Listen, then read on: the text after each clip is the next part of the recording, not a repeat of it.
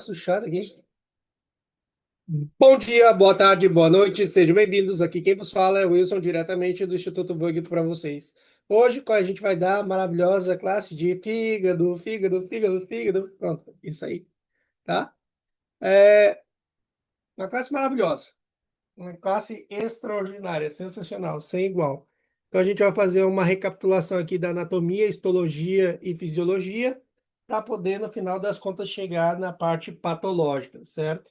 Assim que, sem mais delongas, sigam-me os bons. Primeira coisa que a gente tem que entender, então, do fígado são as características gerais. O fígado tem um peso promédio de 1,5 quilogramas, é a maior glândula anfícrina do corpo humano, tem mais ou menos 2% do peso corporal total. A gente sabe que o fígado está localizado no hipocôndrio direito, né? Na classificação dos quadrantes abdominais clínica, e para os cirurgiões está na célula subfrênica direita, né? Vamos se acostumando já com terminologia quirúrgica. Então, isso é importante. Aí a gente tem o quê? Nas funções, o fígado tem muitas funções, inclusive depois eu vou dedicar mais tempo para poder falar. Aqui é só uma introdução, então, produção de bilis, desintoxicação, metabolismo dos carboidratos, dos lípidos, das proteínas. Ele tem 28 centímetros de longitude, 16 centímetros de diâmetro, 8 centímetros de espessor. Tem uma dupla irrigação aí, porque assim, a vena porta faz parte da irrigação funcional, porque está levando sangue e nutrientes que foram absorvidos no tracto digestivo, e a hepática própria, que é a irrigação nutrícia que está aportando oxigênio, né? Depois a gente tem o drenagem venoso, que é pelas venas suprahepáticas, direita, média e esquerda, e o drenagem linfática dado pela cadena hepática. Lembra que essa cadena hepática, ela também drena parte do que é o estômago. E a inervação, basicamente, a gente tem o plexo hepático e o plexo solar, que tem, ou seja, que tem essa relação de inervação, assim como tem o nervo vago e o nervo frênico. Aqui a ilustração, assim, só para a gente poder colocar em contexto, ou seja, a gente já sabia que o fígado tem uma alta capacidade de regeneração desde 525 a.C. Então já se tem essa ciência que o fígado é um órgão que tem a capacidade de se regenerar. Ou seja, imagina, ele pode perder uma boa parte do fígado e ele se reconstrói novamente, né? Inclusive, essa obra do Esquilo, dramaturgo grego, ele diz que Prometeu foi encadenado nas rochas, né? E como castigo por ele ter roubado o fogo de Zeus, amarraram ele nas cordas e ele tinha uma ferida, ou seja, que deixava exposto o fígado, e todos os dias vinha um abutre e se levava um pedaço do fígado dele, ou seja, eternamente. Então, isso é só para a gente poder entender o contexto, que o fígado é um órgão que tem uma alta capacidade de regeneração. E isso é importante porque essa palavra regeneração a gente vai usar várias vezes em várias coisas relacionadas ao fígado, né? Então isso vai acabar sendo bem importante. Pronto, uma vez que a gente falou, né, que eu tinha comentado para vocês das inúmeras funções, lembre que o fígado ele participa da síntese de colesterol, de triglicérido, ele participa da gluconeogênese, da glucorrenolise, da glucorrenogênese, da digestão dos alimentos, ou seja, produzindo a bilis vai ajudar a emulsificar as gorduras. Depósito de substâncias, o fígado pode armazenar glucógeno, vitamina B12, ferro, cobre. O fígado tem a função para si de transformar amônia em úria, né, através do ciclo da úria, muito importante, então biotransformação. A gente sabe que o fígado ele participa da desintoxicação sanguínea, ou seja, neutraliza toxinas, fármacos.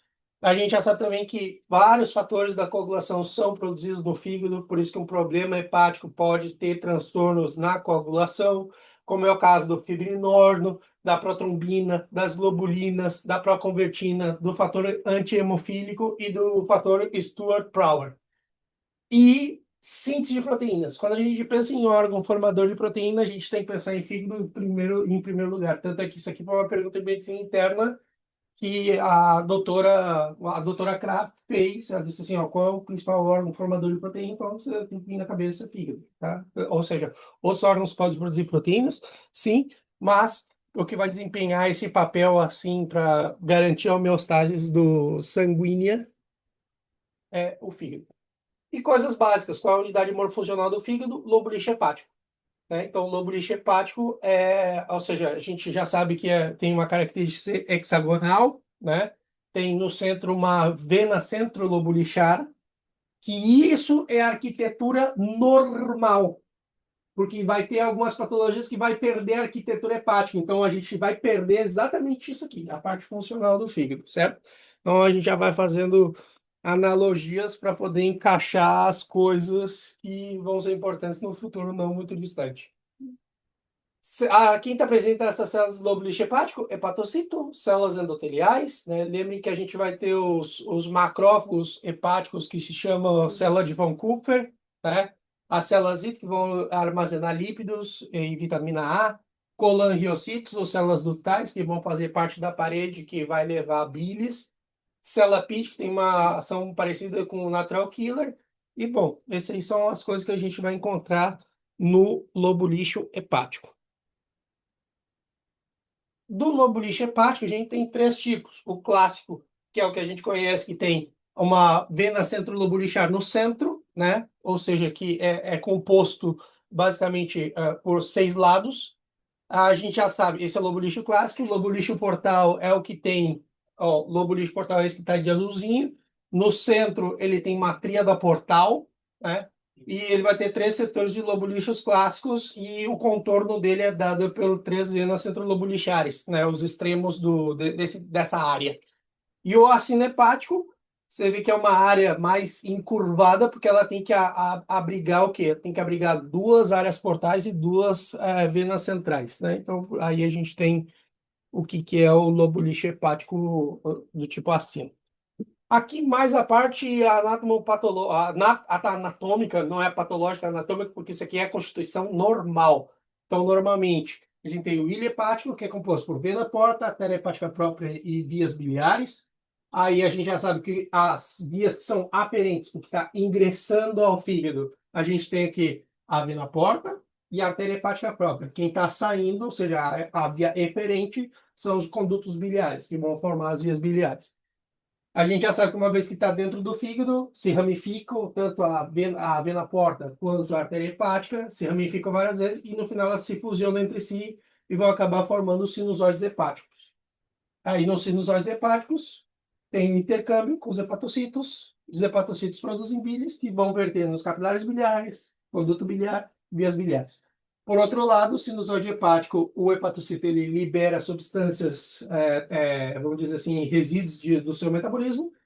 Pelo sinusóide hepático, vena centrolobulixar, que vai para a vena suprahepática de média esquerda e desemboca na vena cava inferior, certo? E vena cava inferior já é coração. Por isso que é importante a gente ter essa ideia, porque aqui tem várias conexões importantes. A gente consegue entender por que uma insuficiência, por que uma insuficiência cardíaca direita gera uma hepatomegalia, porque eu tenho um fluxo retrógrado que impacta no fígado. Esse fluxo retrógrado que impacta no fígado, impacta tanto no baço, tanto no terço inferior do esôfago, tanto na ascite, no gotejamento hepático, tanto no edema de membro inferior. Então, isso aí já vai ficando claro para a gente. As varizes hemorroidais. E aí a gente tem a bilirrubina é um dos pontos que a gente tem para ver onde está o problema, né? Porque eu posso ter um problema na bilirrubina direta e na indireta. Lembre-se que a bilirrubina indireta é chamada bilirrubina não conjugada. É a que é lipossolúvel, tóxica. A bilirrubina direta é a bilirrubina conjugada, hidrossolúvel, e a que vai ser excretada pela bilis e pelos rins, né? Quando a gente tem uma lesão pré-hepática, tendência de aumentar a bilirrubina indireta. Quando eu tenho uma lesão hepática, sobe as duas. E quando eu tenho uma lesão pós-hepática, sobe só a bilirrubina direta, certo? Então, isso é importante também.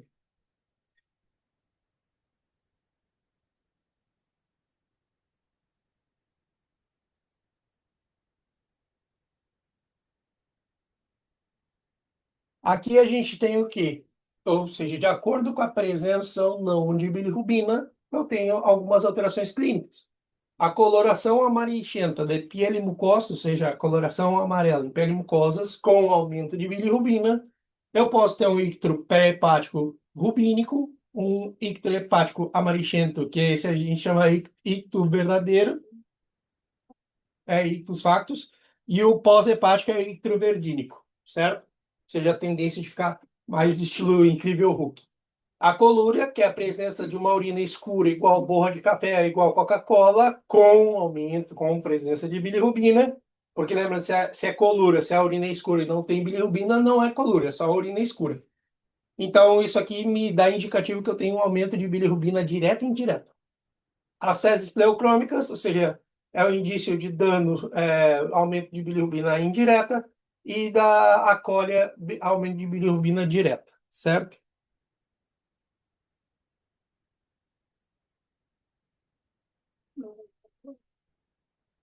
Bom, do fígado, das patologias de interesse do fígado que a gente tem que levar em conta, a gente tem as funcionais, as inflamatórias e as neoplásicas, certo? Então, as funcionais entram a partir de insuficiência, que eu tenho insuficiência hepática aguda, insuficiência hepática crônica.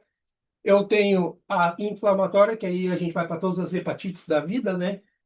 E, assim, importante ressaltar que a hepatite infecciosa, que a viral é a mais relevante.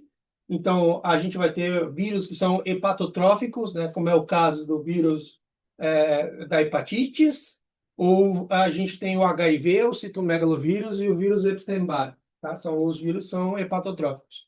O vírus da hepatite A, ele é o quê? Ele dá uma hepatite leve e tende à curação. Em alguns casos selecionados, pode levar a hepatite fulminante. O vírus da hepatite B, a gente já sabe que ele vai ser o quê?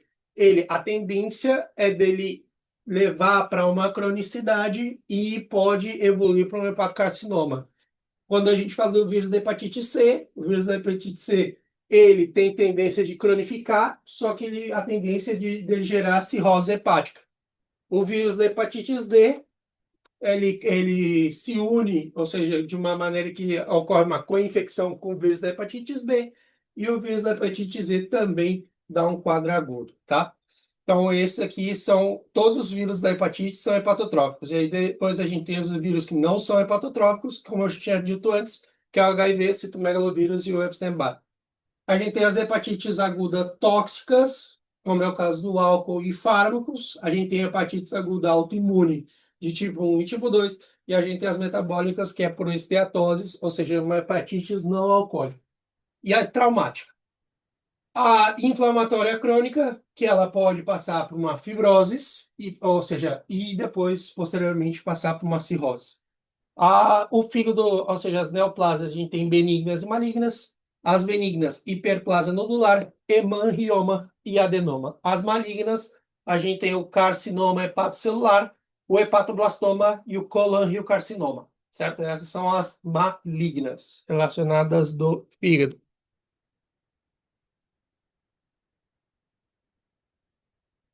Bom, aqui o dano hepático, né? Várias coisas que podem acabar causando dano hepático. Ó, aqui a gente tem uma ligeira distorção. A gente tem algumas coisas que a gente tem que levar em consideração, porque, olha só, o que que pode gerar como consequência, enumerar as consequências, né? Dano hepático enumerando suas consequências. A icterícia, porque ela, ao não conjugar a bilirrubina, aumenta a bilirrubina indireta, ou seja, não conjugada. A hipoalbuminemia, pelo órgão C, não está funcionando corretamente, vai produzir menos. Depois a gente tem a hiperamonemia, ou seja, o aumento do amônio, por causa do que o fígado não está cumprindo com a função de transformar amônio em úrea.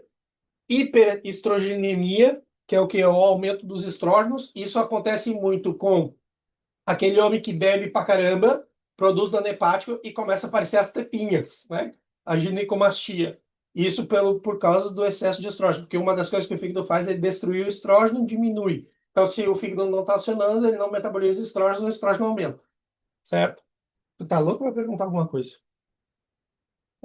Coagulopatias. O que a gente tem que lembrar das coagulopatias? Eso te quería preguntar de la hipertrofia, era si en algún tipo, pero no me acuerdo bien, era algún tipo de medicación para cáncer de mama o algo. Essa é a espironolactona. Que podía causar. Sim. Aí a gente tem transtornos da coagulação, né? Tendência a hemorragias, como a gente já tinha visto antes, tem vários fatores de coagulação que são produzidos no fígado. E aí, por globulinemia, que é a diminuição principalmente dos elementos defensivos, porque lembre que, ou seja, a gente precisa da globulina para formar imunoglobulina. Então, se o cara não está produzindo globulina, eu vou ter problema nas estruturas defensivas. O ideal, que a gente tem que levar em consideração aqui, Eso te voy a tener un poco. na realidade, não. Por quê? Porque quando a gente está falando, quando tu fala glóbulo branco, a gente está falando de leucócito, que faz parte da série leucocitária. Linfocito T, B e NK. E aí eu posso colocar depois, dentro do glóbulo branco, basófilo, neutrófilos, mas isso não tá. Eu falei globulina e imunoglobulina. Isso é anticorpo, Ah, claro, de los elementos. entendeu? No de- Aí isso é diferente. Indo, assim, vamos fazer o seguinte, ó. A pessoa ela nasce com um fígado saudável e ela não vai automaticamente para cirrose. Ela sofre os danos acumulados e vai causando dano, e a gente tem etapas. Então tem o fígado saudável, ele começa a acumular graça, vira uma esteatose, começa Que es una a lesión celular reversible. reversível, que essa lesão celular, se ela continuar estimulando, eu vou começar a criar o quê? Depósitos de fibrina. Então, eu tenho um período que eu tenho o fígado fibrosado. Se o dano continuar, aí eu tenho uma cirrose hepática. E aí, da cirrose hepática, eu posso ir para o hepatocarcinoma. Entendeu? Sim, é o único aqui que pode ter uma desviação que não vai seguir esse script pode ser hepatocarcinoma. Hepatocarcinoma pode aparecer sem nenhuma coisa previamente antes. Mas a cirrose hepática é difícil ela aparecer assim do nada. Ela tem que ter essa progressão, porque a cirrose tem progressão lenta, insidiosa, né? Com alteração da arquitetura permanente, crônica, pronto, tudo isso que você já sabe.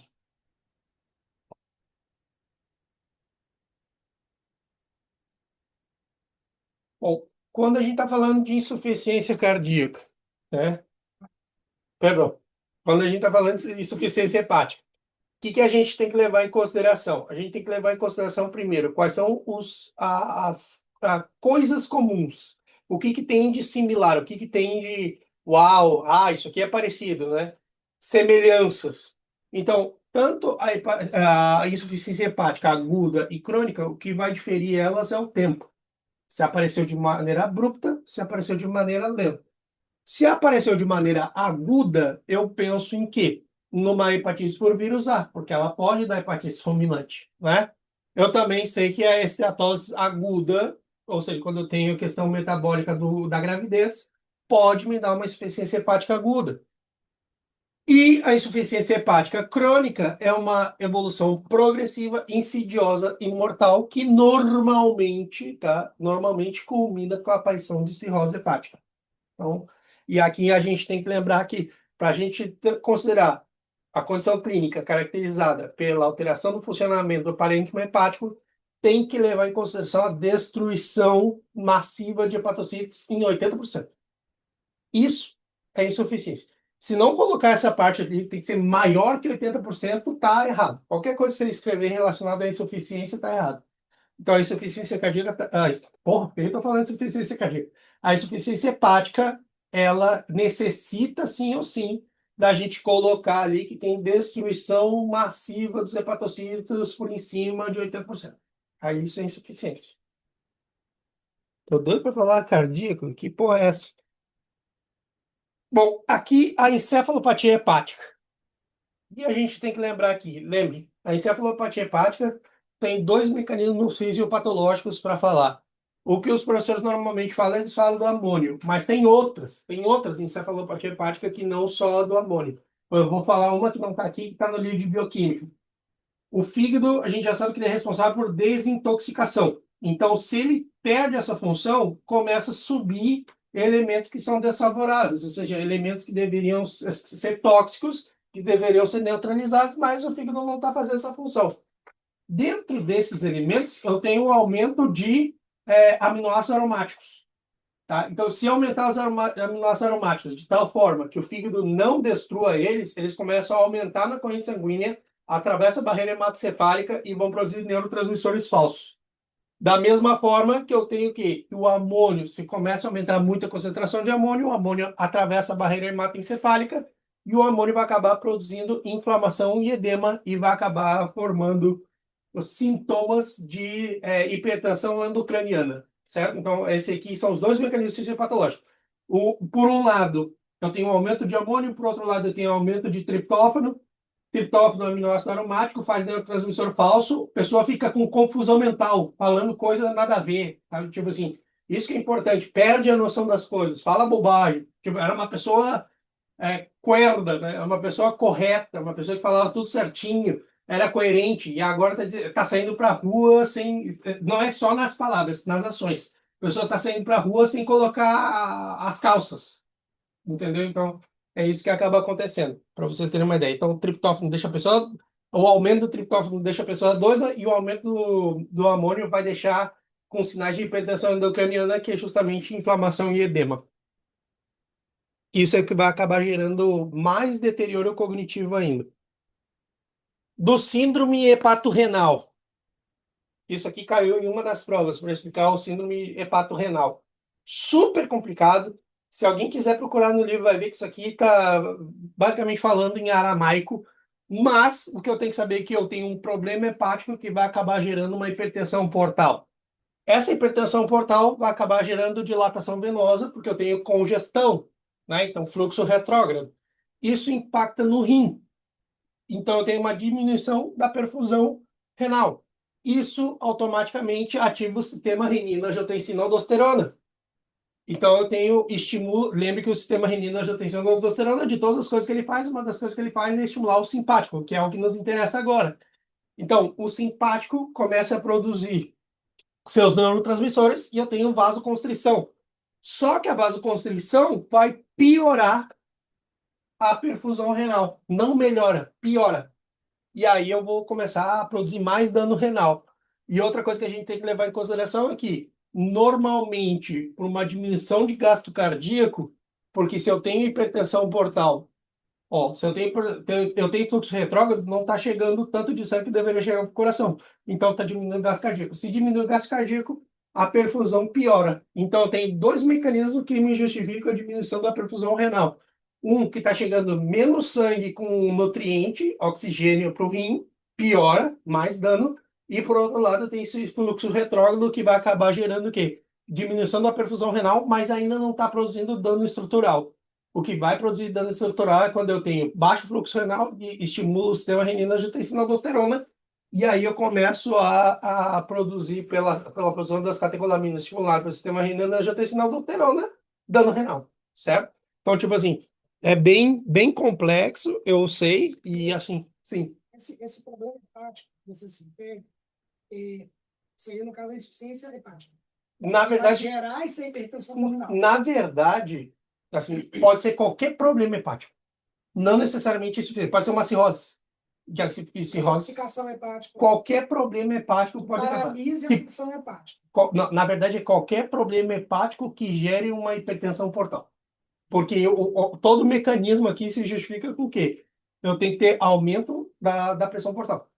A própria insuficiência cardíaca direita só Sim. Você vê, um problema não hepático, mas está causando isso aí. secundária. Exato. Então, tipo assim, por isso, o problema, nesse caso aqui que a gente está falando, é um problema hepático que está fazendo que eu tenha um aumento da pressão portal, que vai ter fluxo retrógrado, que dilata as veias. Dilata as veias, aí o que acontece?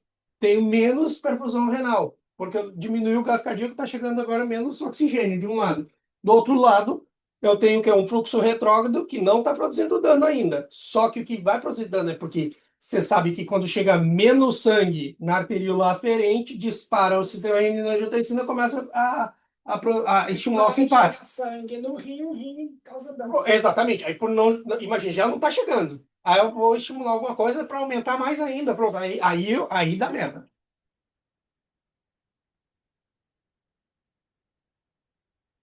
Bom, e aqui a gente tem o síndrome.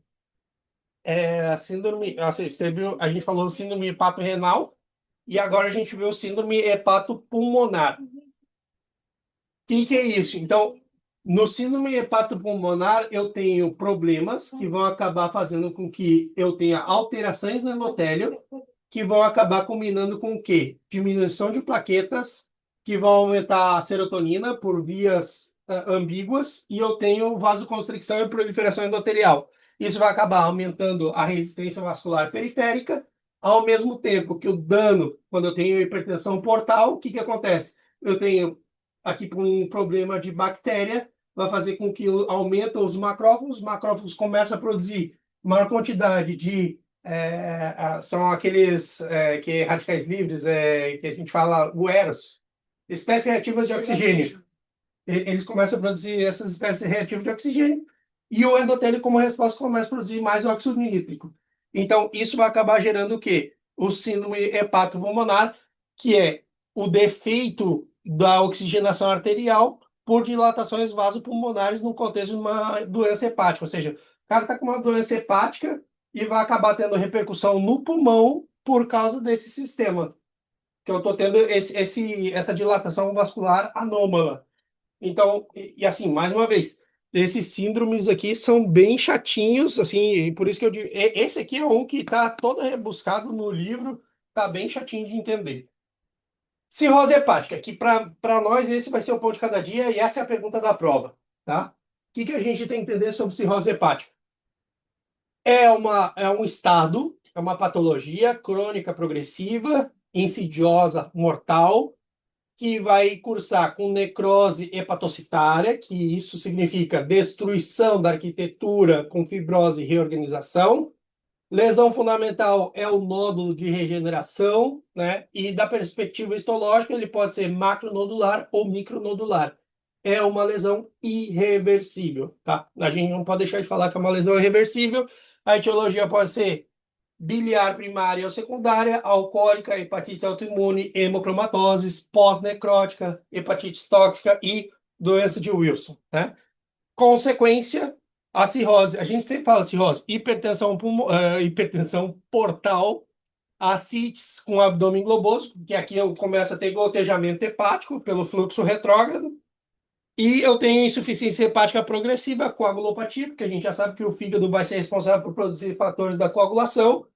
Hepatocarcinoma, se eu continuar com essa lesão hepática, eu posso evoluir para hepatocarcinoma. Se sobreviver, também tem mais essa ainda. Insuficiência renal, encefalopatia e coma, né? São as consequências da cirrose hepática. Só coisa, só flores. A hemocromatose.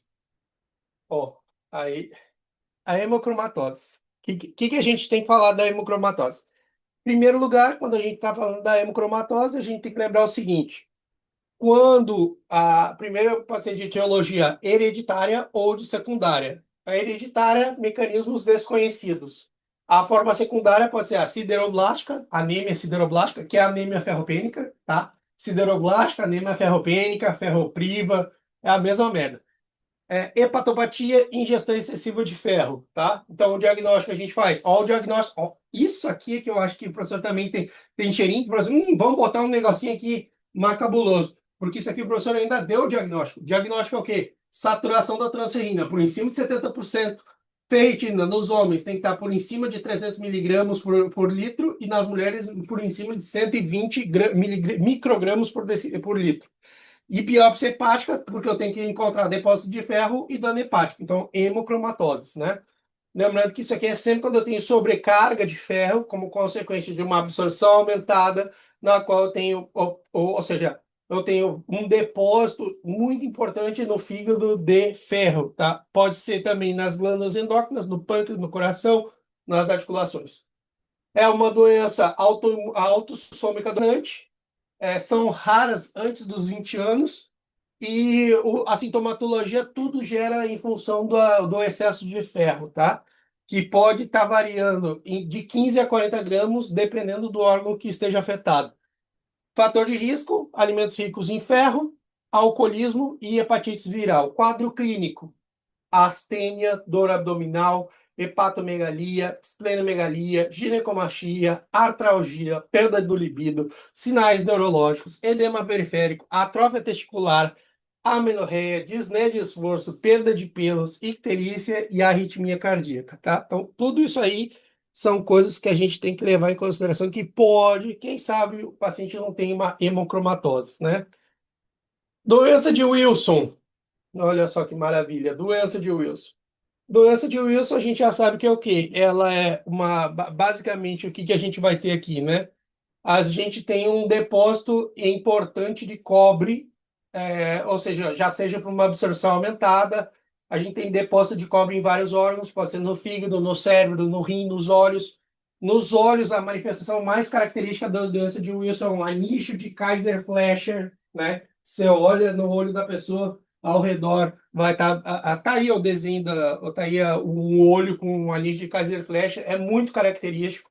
Dentro do quadro clínico que a gente pode encontrar, além do anísio de Kaiser-Fleischer, a gente tem neurológico e psiquiátrico, modificações no comportamento, descoordenação na escritura, temblor em repouso, distonia, desartre, disfagia, hemólises, arritmia, a questão hepática, hepatomegalia, icterícia, hepatite aguda, faixa hepática fulminante, cirroses, renal, a gente tem disfunção tubular proximal, artrites e raquitismo. Então, aqui é coisa para dar e vender, né? Ou seja, porque lembre que a gente está falando de depósito de cobre importante em vários órgãos. Então, aí a gente tem que ficar pensando qual órgão vai acabar gerando um transtorno diferente, Esse né? depósito de cobre teria a ver com, por exemplo, se chama de tubulação antiga?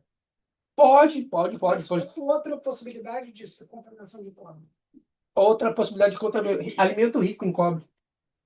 Aí você vai perguntar qual é o alimento rico em cobre. Hã? Peraí. Alexa, citar alimentos ricos em cobre.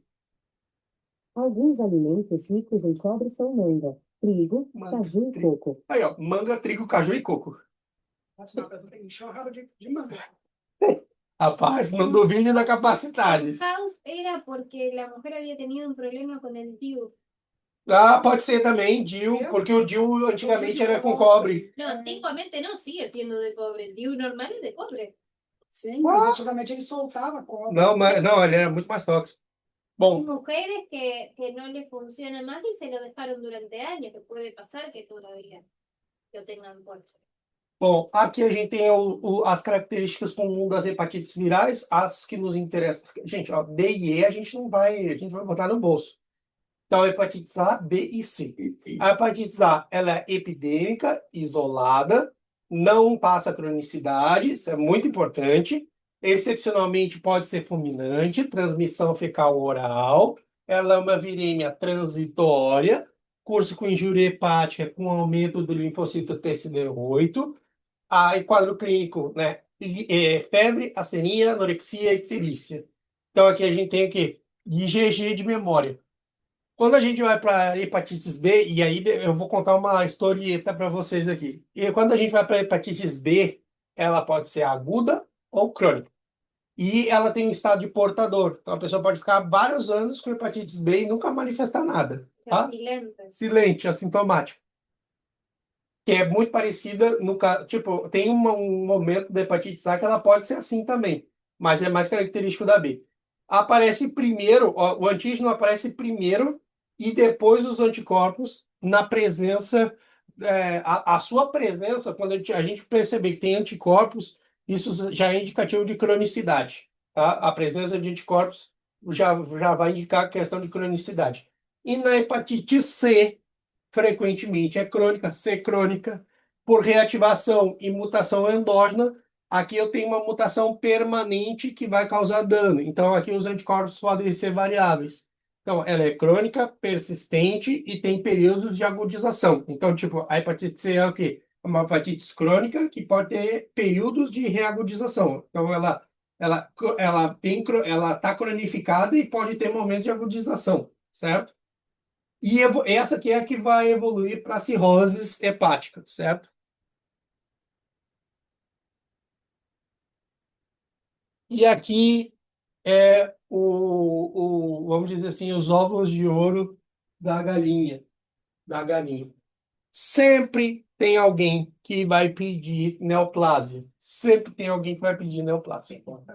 Então, estudem neoplasia. Quando tiver neoplasia, dediquem um dia inteiro só para ler neoplasia, para você dormir assim pensando, neoplasia, neoplasia. Que nem um retardado. Neoplasias hepáticas, ou seja, a gente tem as benignas e as malignas. As benignas, quais são as benditas benignas? Hiperplasia nodular, hemangioma e adenoma. Hiperplasia nodular, então a gente tem nódulo delimitado não encapsulado, de tamanho variável, né? Ele tem com centro estrechar fibroso, tá? E a gente tem o hemangioma que poucos canais vasculares, tipo cavernosos. O adenoma, bem delimitado, de tamanho de 4 a 5, amaricento verdoso. E o maligno, nós temos três variedades aqui importantes. A gente tem o hepatoblastoma, que esse aqui é de linhagem, olha só, veja bem o que eu vou falar, de linhagem de células totipotenciais. Hepatoblastoma, maior incidência. Sempre quando for assim, é o quê? Primeira infância de 6 a 6 anos, de 0 a 6 anos. E o prognóstico é reservado. O carcinoma hepatocelular, que ele é o que está associado a vírus da hepatites B, C, álcool, esteatose e cirroses. E a gente tem o colangiocarcinoma, que é o tumor de Klatskin, que é o quê? É a neoplasia das vias biliares, intra ou extrahepáticas, certo? Ou seja, que é o tumor de Klatskin. Klatskin é maravilhoso, né? Klatskin, parece que tá batendo alguma coisa. Por causa da colestasis, tá? Então, tipo assim, a gente tem antecedente de colestasis, já vai pensando que ele pode fazer alguma coisa. É comum, pouco comum, tá? De Carrefour também, já ouviu falar. Carrefour.